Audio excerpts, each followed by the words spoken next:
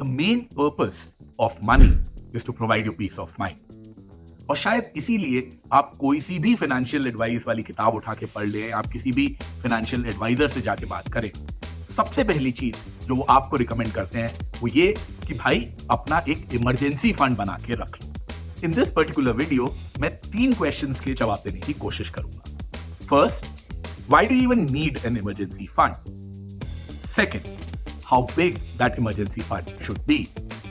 And third, what instruments should you use to build that emergency fund? तो सबसे पहला सवाल, व्हाई? जरूरत क्या है इमरजेंसी फंड की? Let's dive in.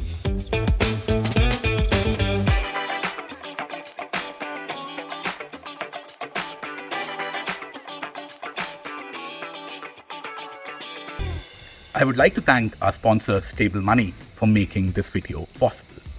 Stable Money explores FD interest rates from 200 plus banks. It allows you to effortlessly compare and invest in high return FDs. It has FDs from banks which are offering 9% plus returns, and you don't even need to open a bank account. You can do it all via Stable Money itself. Keep in mind that bank FDs are insured up to 5 lakh rupees by the RBI. Stable Money is hosting India's largest referral program where you get 1% cash back if your referee books an NBFC FD or a rupees 200 voucher if your referee books a bank FD. So, what are you waiting for? The link is in the description. Do check them out. देखिए, आपके cash flows, आपके investments, आपके expenses मोर और less एक particular path पे चलते रहते हैं, but there can be surprises along the way and you need to be prepared for them, ताकि आपके जो भी expenses हैं वो हैम्पर नहीं हो, आपके कुछ सेविंग्स, इन्वेस्टमेंट्स चल रहे हैं वो हैम्पर नहीं हो, और आपकी जो फाइनेंशियल लाइफ है उसमें इमरजेंसी की वजह से बहुत ज्यादा उथल पुथल नहीं हो जाए। क्या इमरजेंसीज हो सकती है? आपकी नौकरी जा सकती है, आपको छोटा मोटा कोई हेल्थ केयर हो सकता है। बड़ा हेल्थ केयर होगा तो उसमें इमरजेंसी फंड कुछ बहुत ज्यादा काम करेगा नहीं, that is why health insurance is required. But छोटे मोटे हेल्थ केयर के लिए आपका इमरजेंसी फंड काम में आ सकता है।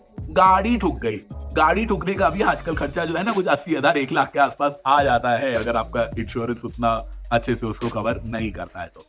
So for all of these things, having a separate stash of money and emergency fund really helps you, क्योंकि इन बुरे टाइम के अंदर आप उस पैसे को यूज कर सकते हैं और आपके जो बाकी की जो सेविंग्स हैं, इन्वेस्टमेंट्स हैं, एक्सपेंसेस हैं वो हैम्पर नहीं होंगे, और इस वजह से आपको टेंशन नहीं होगी यार कि मैं नौकरी चली गई तो अब मेरे बच्चे की स्कूल फीस कहां से जाएगी। I have an emergency fund that will take care of it.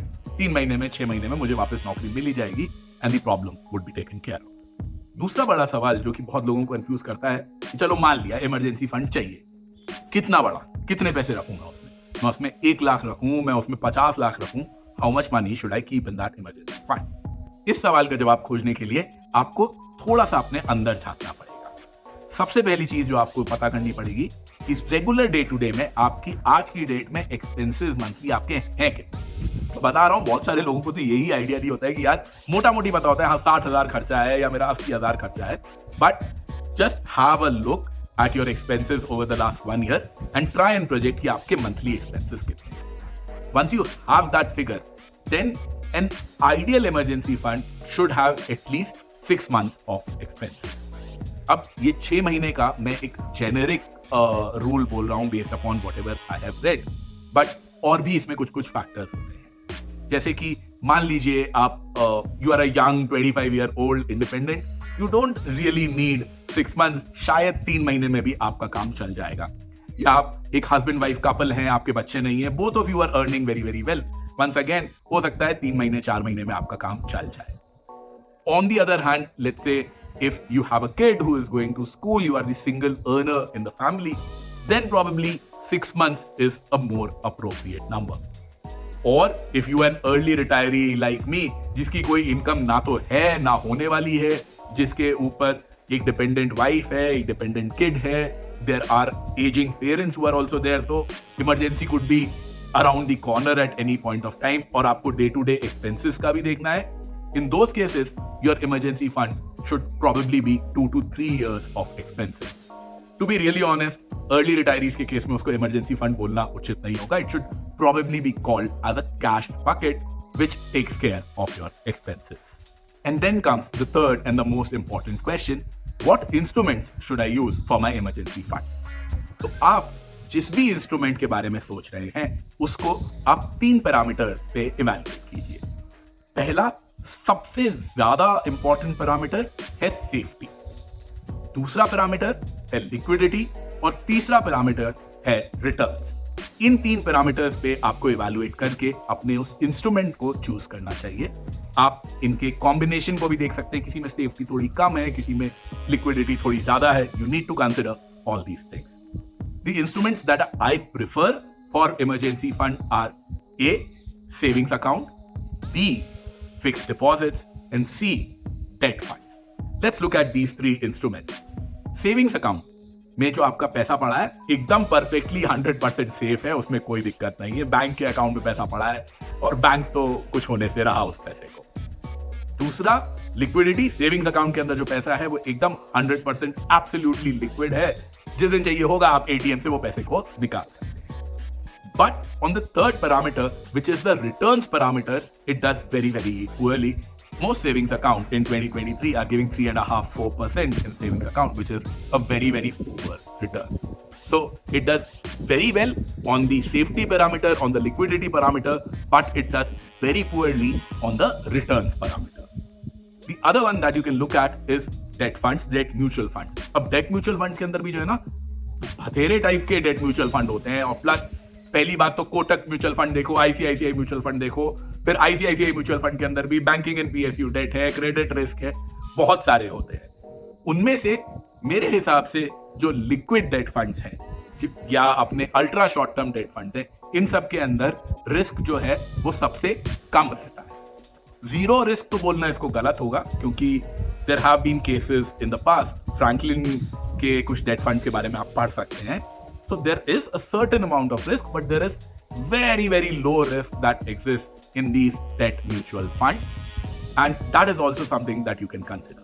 Liquidity के मामले में these are once again absolutely liquid. आप आज redemption दबाओ, कल या परसों तक पैसा आपके अकाउंट के अंदर आ जाएगा। तो अगर हमको debt mutual funds को, स्पेशली liquid debt funds को and ultra short term debt funds को evaluate करना है, safety very high, liquidity 100% absolutely liquid, and the third one was returns. They also do very well on the returns parameter. The third one is fixed deposits, which is where I like to thank our sponsors, Stable Money. They have made the process of investing in fixed deposits very simple. पहले क्या होता था, इस bank में जाओ, account खुलवाओ, वो सब करो, सारा का सारा काम अब आप स्टेबल मनी के आपके ऊपर ही कर सकते हैं। एफडीज के क्या फायदे हैं? अगर आप सेफ्टी के हिसाब से देखोगे तो 5 लाख रुपए तक के अंदर तो भैया आरबीआई इसको इंश्योर करके देता है, तो 5 लाख तक बैंक के अंदर अगर आपकी एफडी है तो वो डूबने वाली नहीं। लिक्विडिटी के मामले में भी आजकल एफडीज बहुत बढ़िया काम करने लग गई हैं। There are banks which offer FDs जहां से कि आप 7 दिन के बाद में भी पैसा निकाल सकते हो, कोई आपको पेनल्टी नहीं देनी पड़ेगी। हाँ, बस होता यह है कि मान लो कि आपको 8% इंटरेस्ट मिल रहा था साल भर के लिए और आपने उसको थोड़ा पहले निकाल लिया, तो 8 की जगह हो सकता है आपको 7 मिल जाए या 6.5 मिल जाए या 7.5 मिल जाए। तो जब आप एफडी बुक करेंगे तब उसके अंदर आप ये लिक्विडिटी वाली कंडीशंस देख सकते हैं। बट बेस अमाउंट पे जो पैसा आपने इन्वेस्ट किया है उस पे तो पेनल्टी, जितना मुझे आइडिया है, most banks don't apply any sort of penalty on that. So it does reasonably well on the liquidity front as well. और जहां तक रिटर्न्स की बात है, आप स्टेबल मनी पे जाके देखिए जो एफडीज हैं, I was just reading, I think 9.1% करके भी बैंक की एफडीज हैं which are available, and so they do once again very well on the returns front as well. So finally, emergency fund आपको कहां रखना चाहिए? सेविंग्स अकाउंट में रख सकते हैं, एफडी में रख सकते हैं, या लिक्विड और ultra short term debt fund में रख सकते हैं। थोड़ा और पढ़िएगा, थोड़ा और जानिएगा इनके बारे में, and I am sure you will benefit from it.